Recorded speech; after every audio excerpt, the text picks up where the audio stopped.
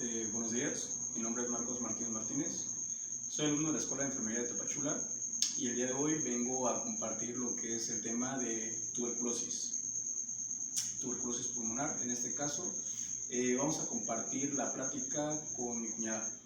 Le voy a platicar acerca de lo que es la tuberculosis, cuáles son las causas de la tuberculosis, cuáles son los síntomas que nos propicia la tuberculosis, cuál es el método de infección de la tuberculosis, cuál es el tratamiento nutricional de la tuberculosis. Bien, comenzamos. Primero que nada tenemos que definir qué es tuberculosis. La tuberculosis es una enfermedad de origen bacteriana, es una enfermedad infectocontagiosa. ¿Qué quiere decir esto? Infectocontagiosa quiere decir que nos vamos a contagiar a través de una bacteria. Como bien te decía, de bacterias, específicamente las familias Mycobacteriaceae. Esta bacteria tiene como nombre Mycobacterium tuberculosis y es una de las 4, bueno, incluso ya hay otro tipo más de Mycobacterium tuberculosis que han encontrado que son agentes propiciados para que nosotros seamos portadores de tuberculosis. Ahora bien, te voy a hablar de las causas de la tuberculosis.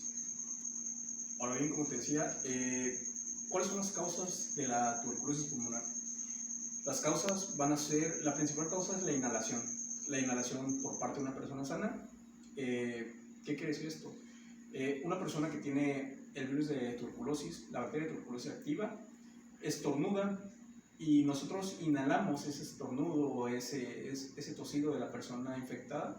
Nosotros vamos a hacer vamos a hacer adquisición de esa bacteria y esa bacteria va a viajar hasta nuestros pulmones, específicamente a nuestros alvéolos pulmonares, que son conocidos como las pequeñas capas de tejido que tiene nuestro pulmón. Ahí es donde se vaya a salvaguardar o llegar lo que es la Mycobacterium tuberculosis, el causante de que nosotros tengamos la bacteria activa. Ahora bien, no solamente puede ser por este tipo de transmisión de persona a persona, también puede ser de una manera secundaria. ¿Qué quiere decir esto? De que una persona que tiene tuberculosis activa estuvo en un lugar cerrado, agarró algún objeto, inclusive algún objeto de un niño, o estornudó en algún objeto, y nosotros llegamos a ese lugar cerrado y tocamos o hacemos uso de lo que hizo o usó la persona con la bacteria activa, nosotros vamos a hacer adquisición de ese, o vamos a ser contagiados por ese emisor. Entonces, no solamente de persona a persona, también de una manera secundaria. Ahora bien, tenemos lo que es la tuberculosis latente y lo que es la activa. Ya te di una introducción pequeña, pero ahora bien, la tuberculosis latente, o también llamada o denominada tuberculosis inactiva, es cuando en nuestro organismo ya está o ya se encuentra la bacteria alojada en nuestros alvéolos pulmonares. ¿Pero qué quiere decir esto? El hecho de que estén ahí presentes no quiere decir que estén activos, simplemente están presentes, pero nosotros no somos personas que vayamos a contagiar a otra persona, porque como te digo, te explico, somos personas latentes con la enfermedad. Esa bacteria se encuentra en reposo, se vuelve activa, incluso pueden pasar años para que se vuelva activa. Cuando de esta manera se vuelve activa de una manera u otra, los alvéolos pulmonares obviamente van a ser afectados. Los alvéolos pulmonares, como te decía, son los pequeños globitos que hacen que nuestros pulmones capten lo que es el oxígeno. Entonces, prácticamente lo que la tuberculosis hace es una afección a nivel pulmonar. Te va a afectar lo que son los pulmones, la respiración, las vías respiratorias. Te va a dificultar la respiración, pero ya vamos a hablar de lo que te puede provocar. Solo quería dejarte en claro que están los dos tipos de tuberculosis, la latente, que es la inactiva, y la latente, que es la activa. Ahora bien, vamos a pasar al siguiente apartado. Ahora bien, como ya te mencionaba, ahora te voy a mencionar el mecanismo de transmisión. Ya más o menos te dije los dos mecanismos de transmisión, pero el más común es el de las vías aéreas, o sea, persona a persona. Cuando tienes contacto, cuando una persona tiene la enfermedad activa, la bacteria activa, obviamente tú eres más propenso a adquirir la enfermedad, porque la persona tiene días, incluso una semana, que tiene la enfermedad latente. Entonces vas a ser más propenso a adquirir la enfermedad. Ahora bien, vamos a hablar de lo que es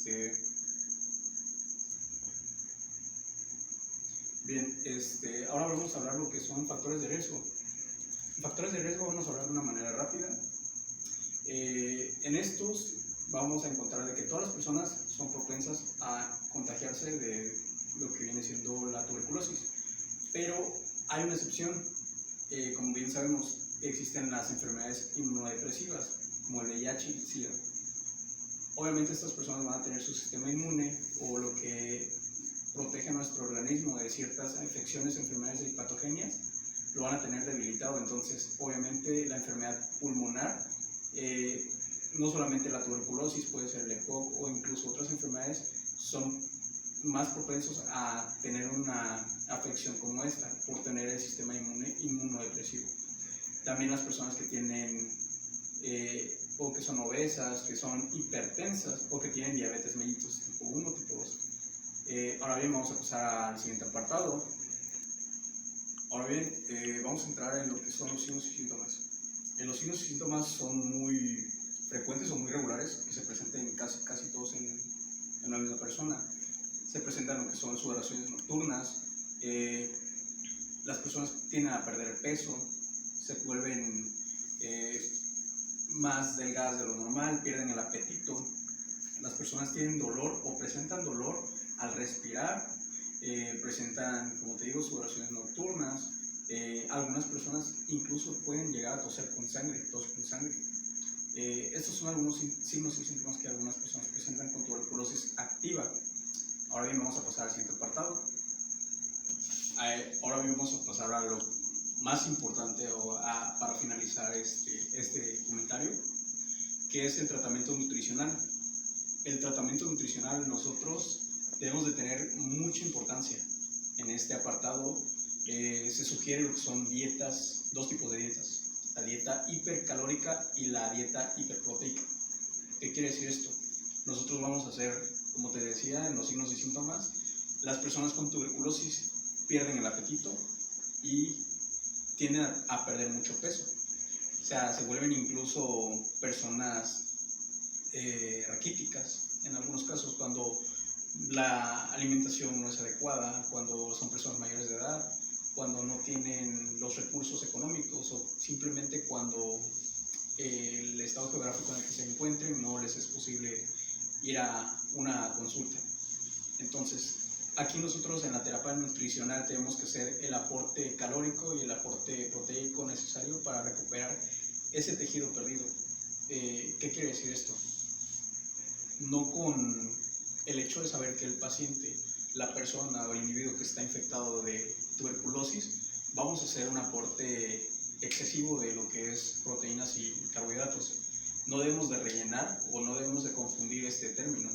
No debemos de hacer el uso rápido de la dieta en la persona, sino que va paso a paso. Vamos a empezar con una dieta, como te dije, hipercalórica. Ahora bien, como te decía, la dieta terapéutica nutricional es muy importante para las personas con tuberculosis. Entonces nosotros debemos de tener mucho cuidado. Como te decía, estas personas tienden a perder el apetito. Entonces nosotros en la preparación de un alimento tenemos que tener cuidado y esa importancia para que el alimento presentablemente se vea presentable, se vea apetecible. Porque como la persona tiende a perder el apetito, nosotros debemos inducirlo a que con los alimentos que esté viendo sean atractivos para que le den esas ganas de comer. Entonces nosotros debemos de tener cuidado en eso. Ahora bien, como te decía, estas personas tienden a perder tejido adiposo, a perder peso. Entonces iniciamos con lo que es la dieta hipercalórica. En esta dieta vamos a dar, los alimentos se dividen en secciones. Ahorita vamos a entrar en los alimentos permitidos y los alimentos no permitidos. Como te decía, en la dieta hipercalórica nosotros lo que queremos es hacer un continuo o una pica de lo que es el aporte calórico, el aporte calórico del paciente en su dieta. Vamos a empezar con 2000 calorías, de 2000 a 3000 hasta 5000 calorías en el paciente. De hecho, las personas adultas o los hombres, como te decía, si los alimentos son apetecibles a simple vista, esto los induce o les da las ganas de, ahora sí como dice la palabra, de comer, de querer comer. Entonces, aquí tenemos que tener cuidado en la presentación de los alimentos. ¿Cuáles son los alimentos que son permitidos? Como te decía, en alimentos hipercalóricos vamos a tener hiperproteicos. Vamos a comenzar con los hiperproteicos. Tenemos lo que es la carne magra, la carne de pescado, la carne de pollo, pues es permitida. También tenemos alimentos que son permitidos, lo que viene siendo vegetales. Los vegetales son todos permitidos. Estos son permitidos, ¿por qué? Porque estos nos van a propiciar lo que son, obviamente, vitaminas y minerales esenciales para el tuberculoso. Como te decía, aquí lo que se quiere hacer es un aporte hipercalórico e hiperproteico, con el fin de que el paciente con tuberculosis pueda recuperar prácticamente ese peso perdido.